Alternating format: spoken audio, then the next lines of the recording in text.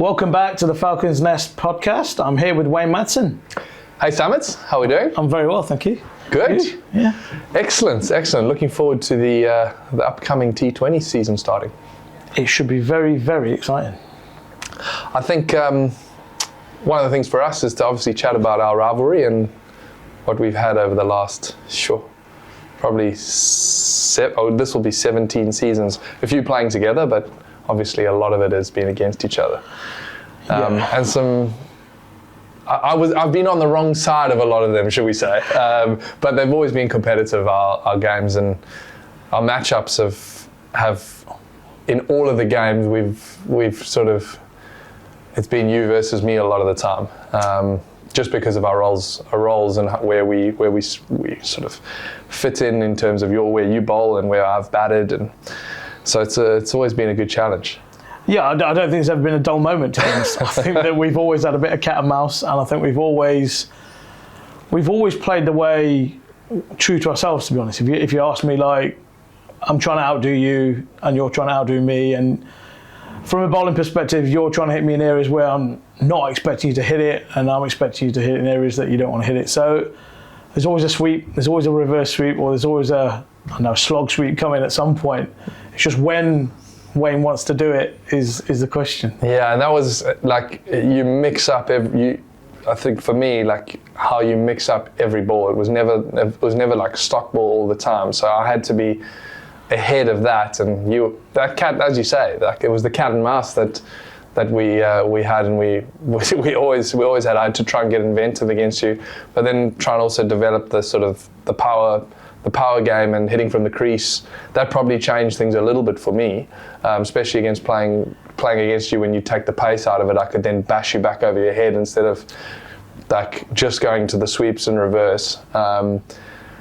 Every now and again trying to look to that short boundary at Trent Bridge and try and hit you over extra cover and find a way to get you over there. And I knew bowling at you, which didn't happen very often, but I had to be like at the stumps, because if I wasn't, I was going into that short stand. That was where you were looking to hit me all the time. Talking about that short stand, it actually had played into my favour a little bit, because I knew you had to bowl straight, especially with that short side. Yeah. So that was such a good pocket for me that if I was in any sort of trouble, I knew I'd bank on one bowler to bowl in the wheelhouse to try and get you over for 15, 20. I just, you know when you just get a feel? Yeah. I just always had the feel. I know it wasn't just you, it was everybody that played at Trent Bridge.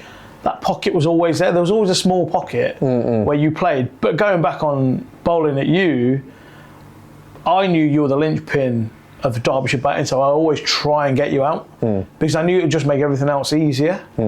But we knew if that you batted any more than 12 overs, we knew Derby would get a good score, because you just controlled. You just knew how to bat, and the skill level you have, we had to try and get you out. We didn't want to keep you in, because you'd score at a rate where we can't control you at the end. Yeah, and so that was a big thing from when we matched up, was that I had to get Mads out in the first 2 overs or I was coming off. And I knew the same thing, that I couldn't. You were the threat. You were the wicket taker, but equally, you were the one that squeezed in the middle. So I couldn't let you squeeze. That was so I had a not get out to you, but equally I was targeting you. Because if I could score against you and put you under pressure, it would make life easier for me. So that's how the rivalry sort of played off, I suppose. Between, I think it was probably for me playing against Knots, my roles were a lot against you and Mull. Facing his pace off in the middle, and how I played him and how I played you were the two keys to how we would do in terms of getting a score. But obviously not just me, but for my specific role was you were the key in terms of if we were going to get a good score or not, and trying to take you down at least in 1 over and put you under the pump, and maybe then push you to the back end or something like that. Hence why I said if I didn't get you in the first 2 overs, I was coming off, because I said to Reedy that in the first 2 overs I normally get a gauge, and if it was gripping a little bit, then I knew we were in the game. It's different. But obviously Mull was always in the game there. Yeah.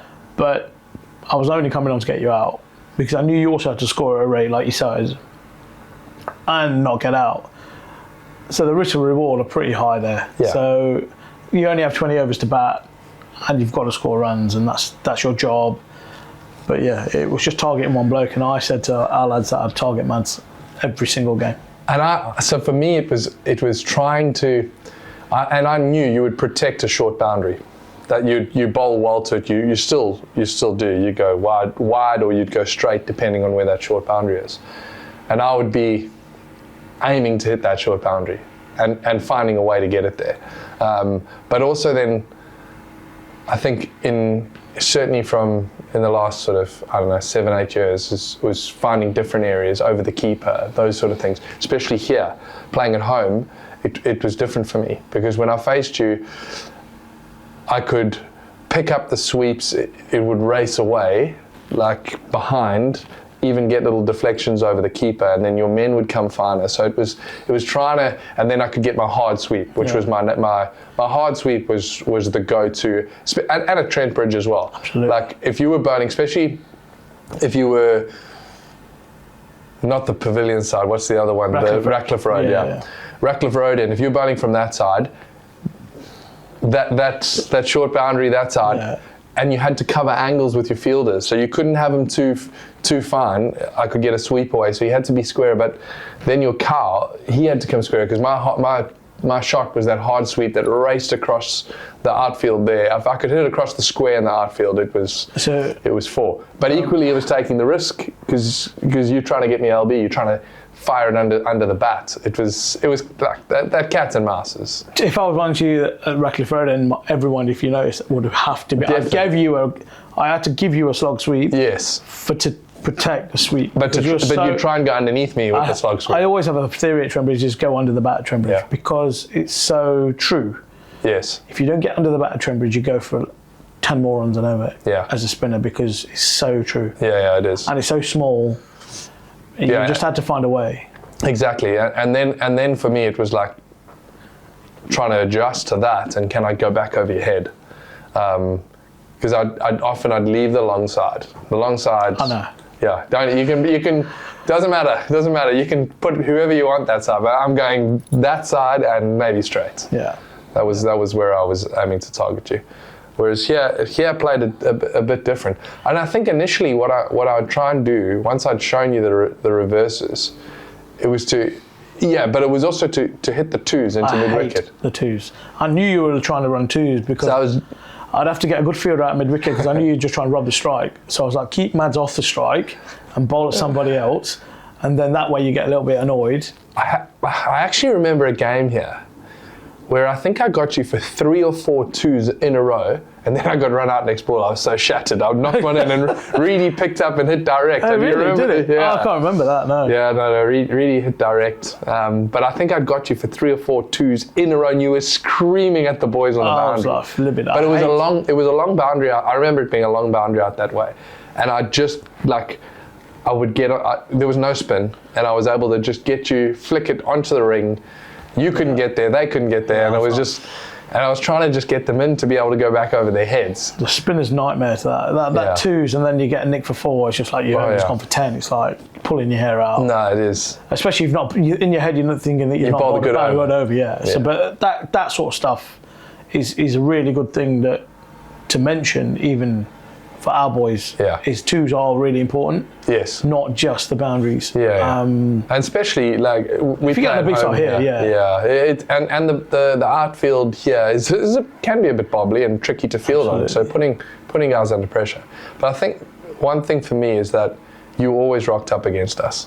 You always rocked up. It was the Derby game between us and you found a way to come to the party. If there was someone in your team who would stand up in the games we played, the big games against us, it was you. Yeah, there was a special rivalry between Notts and Derby, and there still is. Notts and Derby will always be a massive rivalry in any sport. Football. Yeah, it's the traditions go back. Of Derby football, Nottingham football, Nottingham cricket, Derby cricket. There's been some great players on either side.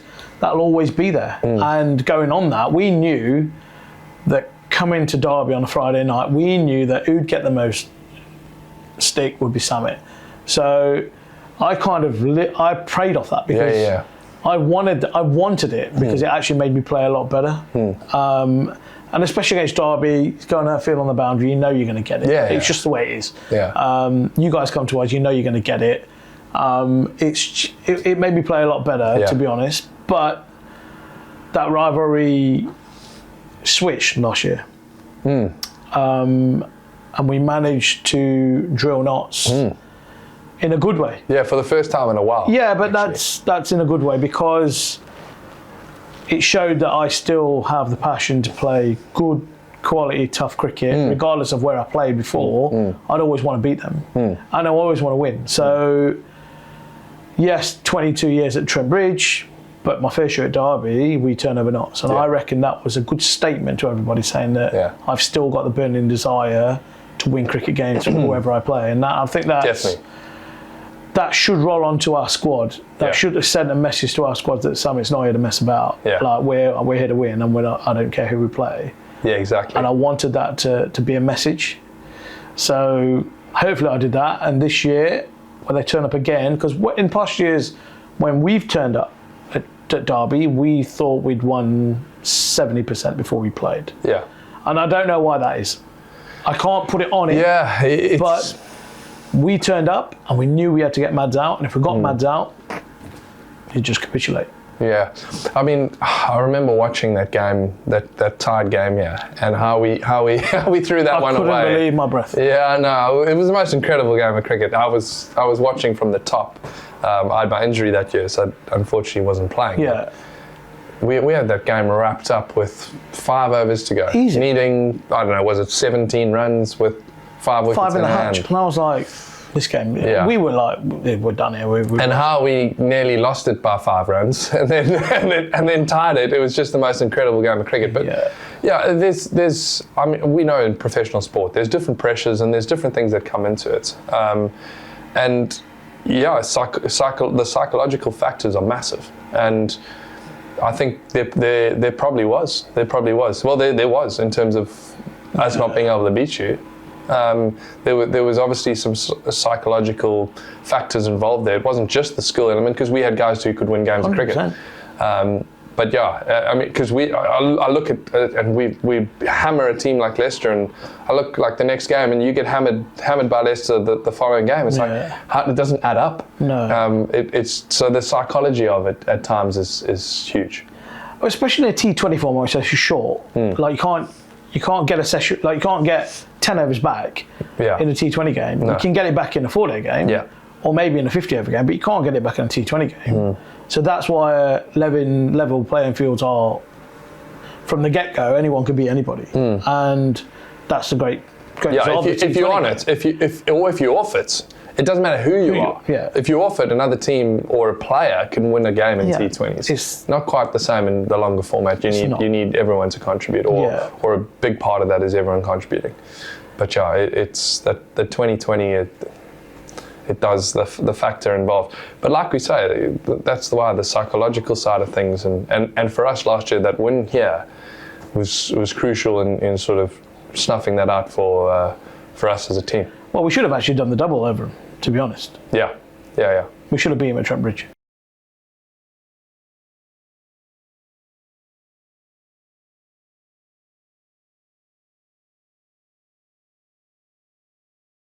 So just looking back on last year and the result that we had here against Notts, you coming in, taking over the captaincy, having an impact not just with your performances but around the team, around the attitude of the team, and we saw that in that game.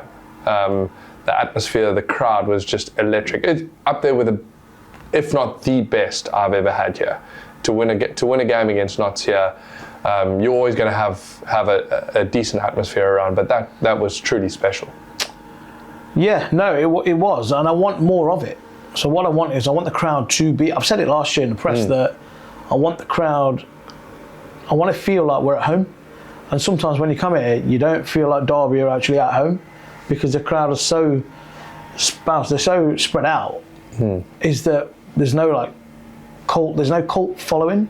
And I want us to be more louder. I want our crowd to be like, Christ, these guys are on. Once we're on top, we know that the crowd are with us. And I want that feeling of boys knowing that the crowd are right behind us, winning or losing, they're right there with us, and I want us to be loud. I don't want us to be nice. I said that last year. I actually think having this new stand here is going to have an impact as well. The atmosphere, you can feel, I know exactly what you say. At times in T20 games, it can be flat. But when the atmosphere is going, it is, to be out there and you hear the crowd, it really gives us that extra lift. And that is something that certainly is going to pick us up this year. I think the stand is going to do a lot for that as well, just to keep a lot of the atmosphere in the sort of the field and the area. So yeah, it's a big part of it, and I promise you, as like we've spoken about it at length, but the impact that it has when you're out there and you can hear that buzz, as opposed to when it's a bit edgy and you maybe the crowd go a little bit into their shells because of it. That's, as players, that's when you need a little bit more. And I suppose we take responsibility in trying to drum that up, and we can do that. And that's something that you do particularly well. You fire the crowd up, not just when you're bowling, but there's always something special with a bat. You're going to do something in the game that's going to get everyone lifted up. And as you said, we've spoken about it with the boys more about doing that and lifting the crowd, and that comes through our performances, and obviously our responsibility to start that off and to get it going. And we felt it last year, and we're going to feel it even more this year. Absolutely. I just think we need, as players, we need the crowd. I play off the crowd. Yeah. So my best performances have come off the crowd. Yeah. So I used to call Trent Bridge my 12th man. They were my 12th man. I want that feeling at Derby, because then you do things that you don't think you can do. Like if that makes sense. Yeah. That you just don't. There's no limits, and you just going with the flow of the wave, and you're just moving. Yeah, and I think for us last season, having you come in, we saw that, and I certainly saw it in the group thriving in that winning mentality that you have, and learning from you and how you drive that passion. So that's for us been a key, you coming in as a leader and showing us and sort of grabbing the bull by the horns in that respect and taking us forward in that way. And I think that's going to be really exciting for us again. And also now you've got more of an understanding of the group. Correct. The first year, you're still learning about your teammates, and there's still that element of the team developing. And let's be honest, we know we should have gone further than we did. With the team that we had and the way we played for a lot of the competition, we should have gone further than we did. And that's what makes this season so exciting. Absolutely. I just think that we need to start faster. Yeah. So we need to start playing it in consistent cricket and start playing, instead of reactive cricket, proactive cricket. So that means start faster in the group stage. We're aggressive, battle ball, and yeah, I am going to have a lot more expectation off the boys, to be honest. I'm going to expect skills to be nailed from ball one. Yeah. And we're here to try and win a comp. And the belief in our dressing room should be that, if blokes can, as I said, we ride the wave, we take it on, take responsibility. That's what I'm after. I'm not after inconsistent, win one, lose one. I'm after 4 in a row, 2 in a row. Yeah. Having a break, we come back and we win again. And we set the tone, whatever we do, really well. And it makes everybody else's role in the team so much easier if we set that tone. And we've got a special young cricketer coming and joining us as well. Gazampha's going to be great to play with. I think he's obviously got a bright future ahead, and he hasn't been seen a lot by players in this country. So for us, that's a wild card, an X factor for us. So that's going to be exciting, and exciting for you to captain him as well. Yeah, absolutely. I've been speaking to Jonathan Trott 2-3 times a week, and Trotty's he said, mate, the bloke's a jet. He's going to tear it apart in the blast. So what the footage I've seen, I've not faced him, but the footage I've seen, he looks like a bit of a player, to be honest. And trump card, if you ask me, no one's seen him. Mystery spin, Afghanistani, a lot of reputation on him. He's got a good rep.